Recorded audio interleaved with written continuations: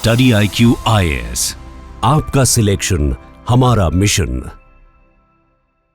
पाकिस्तान जिसका नाम ही आतंकवाद है, उसके लिए एक बहुत बड़ी वार्निंग भारत सरकार के द्वारा जारी कर दी गई है। एक अलार्म सिचुएशन अब पाकिस्तान के लिए है, क्योंकि पाकिस्तान जो संसद हमले पर करने के बाद शांति से बैठ पाया था, या ताज पर अटैक करने के बाद खुशियां मना रहा था, अब वो खुशियां मनाने का दिन इसके लिए नहीं है। क्योंकि अब अगर आपने कोई भी नापाक हरकत यहाँ पर की, तो उस नापाक हरकत का जवाब बहुत बढ़ चढ़ कर दिया जाएगा, और जवाब ऐसे देंगे कि सोचने का समय भी आपको नहीं मिलेगा। भारत सरकार के द्वारा इंटीग्रेटेड बैटल जो ट्रूप्स हैं, इन ग्रुप्स हैं, इनका गठन किया गया है। ये इंटीग्रेटेड बैटल ग्रुप्स क्या हैं और पाकिस्तान के लिए क्यों कंसर्न है, इसको समझने की कोशिश करेंगे। आप सब लोग जानते हैं कि बदलते परिदृश्य में हमारी सुरक्षा जो है ये बहुत इंपॉर्टेंट है, और इसको लेकर भारत सरकार के द्वारा बहुत सारे प्रयास किए जा रहे हैं, चाहे वो आर्मी हो, मिलिट्री हो, नेवी हो, सबको स्ट्रॉन्ग कर रहे हैं। लेकिन इसके साथ में ऑपरेशनल लाइन को सिंप्लीफाई करने के लिए, बहुत जल्दी किसी भी एक्टिविटी को शुरू करने के लिए हम बहुत स्ट्रक्चरल रिफॉर्म लेके आ रहे हैं। उसी दिशा में एक बहुत शानदार ग्रुप का गठन यहाँ पे किया जा रहा है। ये पावर अमेरिकी के पास है, रशिया के पास है, चाइना के पास है, और अब ऐसी ही पावर भारत अपने पास लेके आ रहा है। तो किसी भी घटना का, किसी भी छोटी से छोटी घटना का मुंह तोड़ जवाब देने में हम बहुत जल्दी सक्षम हो पाएंगे, बहुत जल्दी एक्टिव यहाँ पर हो पाएगा। ये क्या है, इसको समझने की कोशिश करते हैं।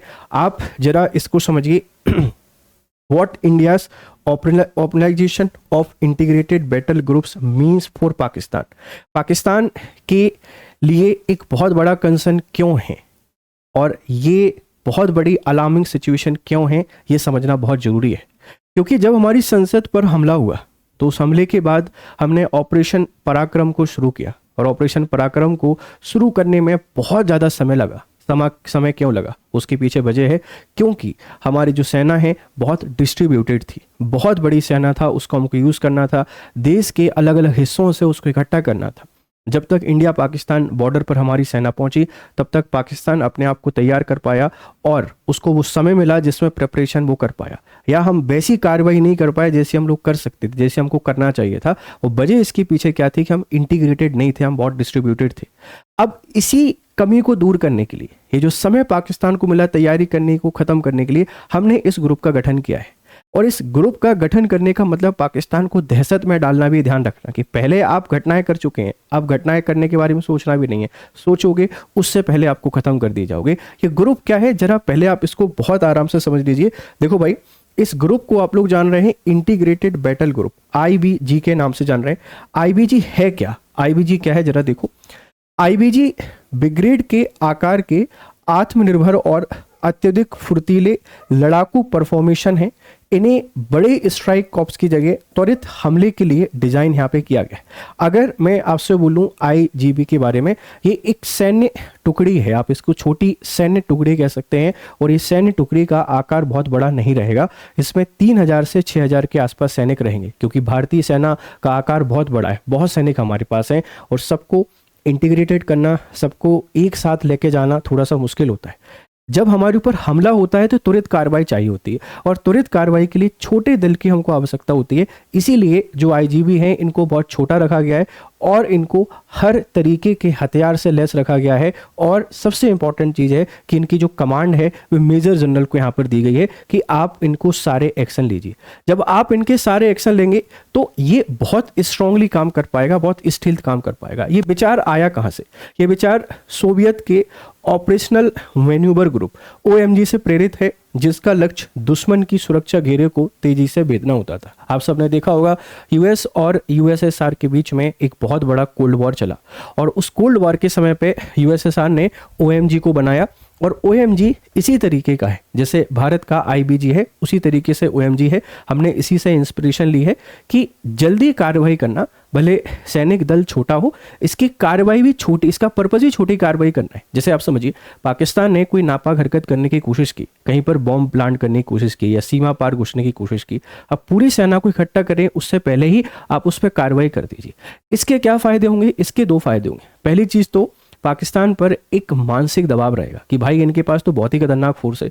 दूसरा, अगर एक बार कोई घटना उसने कर दी और भारत ने बहुत स्ट्रॉन्ग जवाब दे दिया तो दोबारा नहीं सोच पाएंगे। आप सोचिए, हमने पहलगाम के बाद जो एयर स्ट्राइक की, उसके बाद पाकिस्तान को नानी भी याद आ गई है कि भाई अगर भारत से उलझेंगे तो और परेशानी का सबब हमारे लिए ही रहेगा। हम इसमें और आगे जा रहे हैं और इसीलिए इंटीग्रेटेड बैटल जो फोर्स है हम इनको तैयार कर रहे हैं कि कोई भी छोटी सी घुसपैठ करने की कोशिश करता है हम उसकी तुरंत क्या कर सकें, जवाबी कार्रवाई कर सकें या उस पर हमला कर सकें। तो आई होप आपको समझ में आ गया होगा कि आईजीबी है क्या, इसका विचार कहां से आया है और ये क्यों खतरनाक है। क्योंकि ये पूरा जो वेपन हो सकते हैं, चाहे वो आर्टिलरी हो या हम लोग बात करें फाइटर जेट या परमाणु हथियार, इन सबसे लेस रहेगी।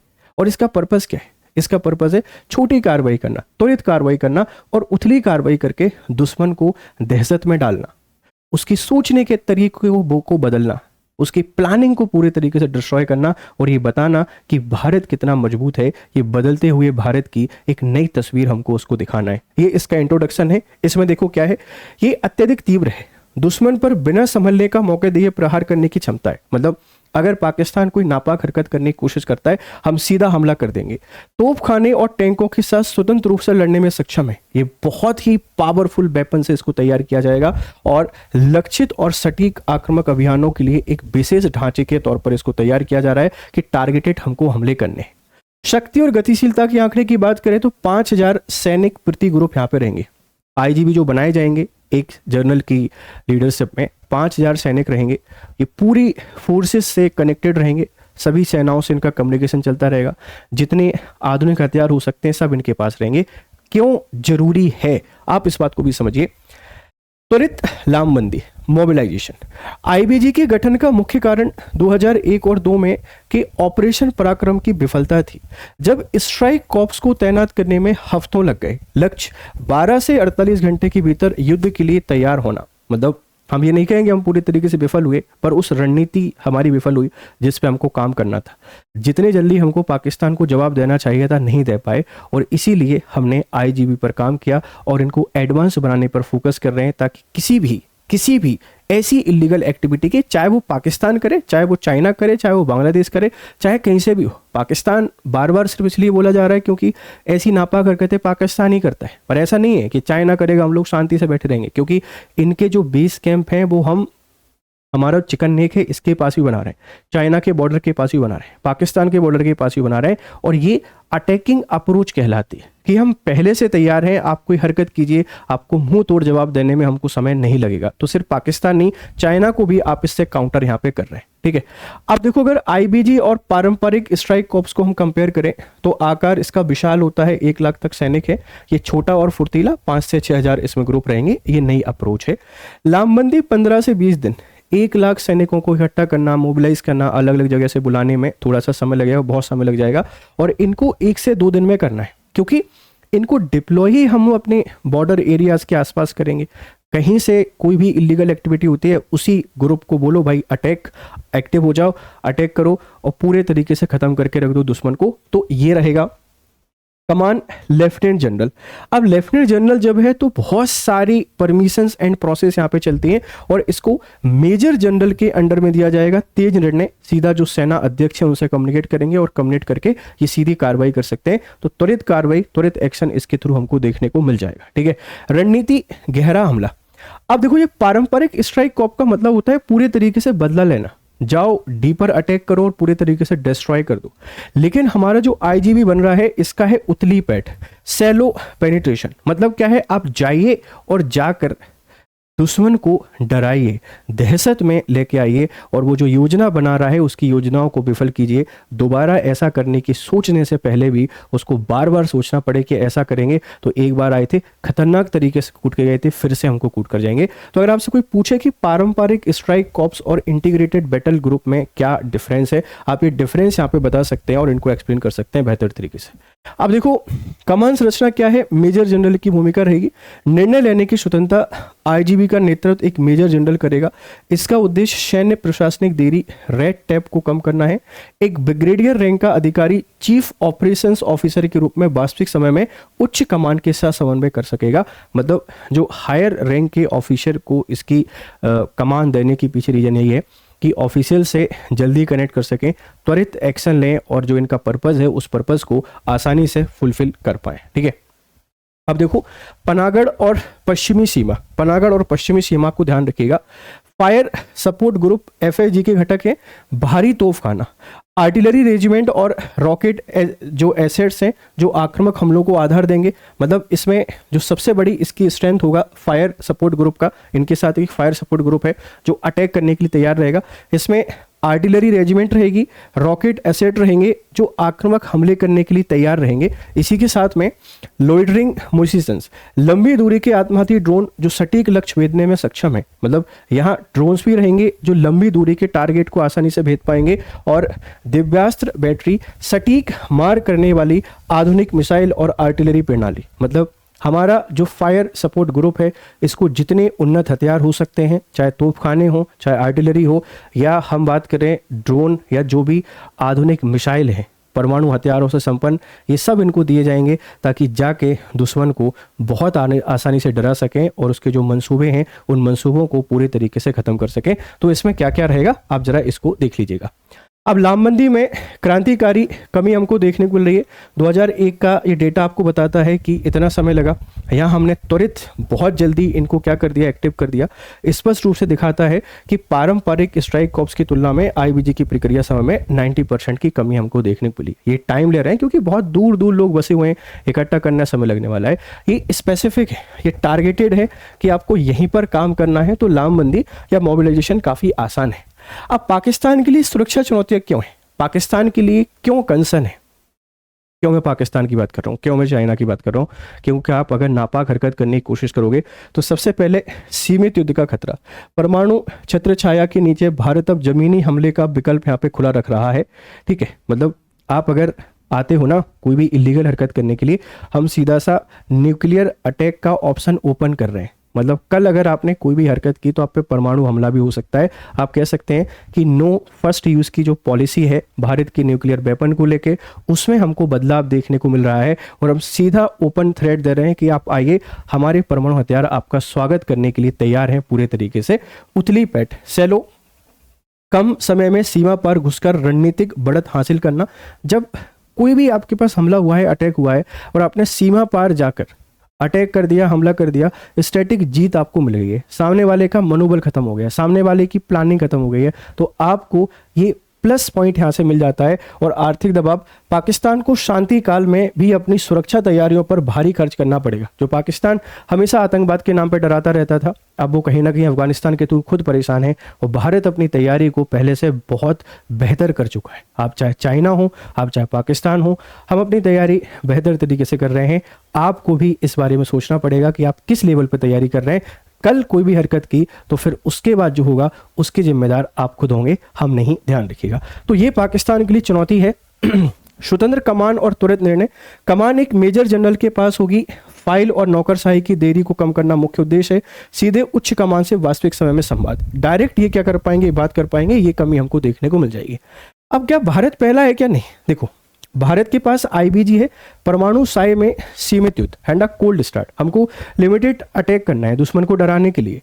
अमेरिका के पास BCT है, 72 घंटे में वैश्विक तैनाती क्षमता, ये 72 आवर्स में कहीं पर दुनिया में किसी भी जगह पर जाकर अपने आप को डिप्लॉय कर देते हैं और कितनी भी खराब स्थिति हो उसको ख़त्म कर सकते हैं। तो इसी से हम ऐसा ही कुछ तैयार करना चाह रहे हैं जो IBG है। अभी अपनी सीमाओं की सुरक्षा कर रहे हैं क्योंकि अभी हमको जो अपनी आंतरिक सुरक्षा और बाह्य सुरक्षा की रक्षा करनी है, फिर इसको वर्ल्ड लेवल पर कहीं भी इंप्लीमेंट करने पर भी हमको विस्तार इसका करना पड़ेगा। इसी तरीके से चीन के पास है सिंथेटिक ब्रिगेड, डिजिटल और इलेक्ट्रॉनिक वॉरफेयर समर्थित है कि छोटी मोटी घटना घटित हो तो उसको बहुत सटीक और बहुत जल्दी जवाब दे सके। और रूस के पास BTG है, भारी तोफखाने और रॉकेट मारक क्षमताएं हैं।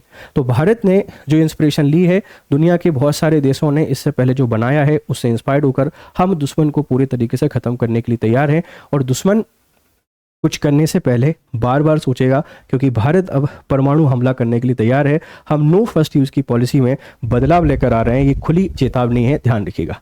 देखो अमेरिका का BCD मॉडल क्या है, अमेरिकी सेना की ब्रिगेड कॉम्बैट टीम BCD दुनिया भर में तुरंत तैनात के लिए जानी जाती है। ये इकाइयाँ पैदल सेना, स्ट्राइकर वाहनों और भारी टैंकों के साथ स्वतंत्र रूप से कहीं भी लड़ने में सक्षम है। ऐसे टैंक ऐसे वेपन जो कहीं भी लड़ सके किसी भी विपरीत परिस्थिति में, चाहे हिल हो, पहाड़ी हो, ग्लेशियर हो, कुछ भी। उसी तरीके से हम लोग आईबीजी को तैयार कर रहे हैं। ये इनका बीसीटी मॉडल है। आप देखेंगे रूस की बीटीजी रणनीति, रूस के बटालियन टैक्टिक ग्रुप का मुख्य केंद्र भारी गोलाबारी और तोफाना है। इन्हें शीत युद्ध के दौरान ऑपरेशन मैन्यूवर ग्रुप से विकसित किया गया था ताकि दुश्मन की लाइनों को तेजी से तोड़ा जा सके। दुश्मन लड़ रहा है, उसके बॉर्डर पर उसके पुलिस फोर्सेस पर अटैक करके उसको पूरी तरीके से खत्म कर दो। तो ऐसा ही हमारा कुछ बनाने का प्लान है। और अगर मैं आपसे बात करूं चीन की आधुनिक ब्रिगेड, चीन ने अपनी सेना को सिंथेटिक ब्रिगेड्स में बदला है जो इलेक्ट्रॉनिक वॉरफेयर से लैस है।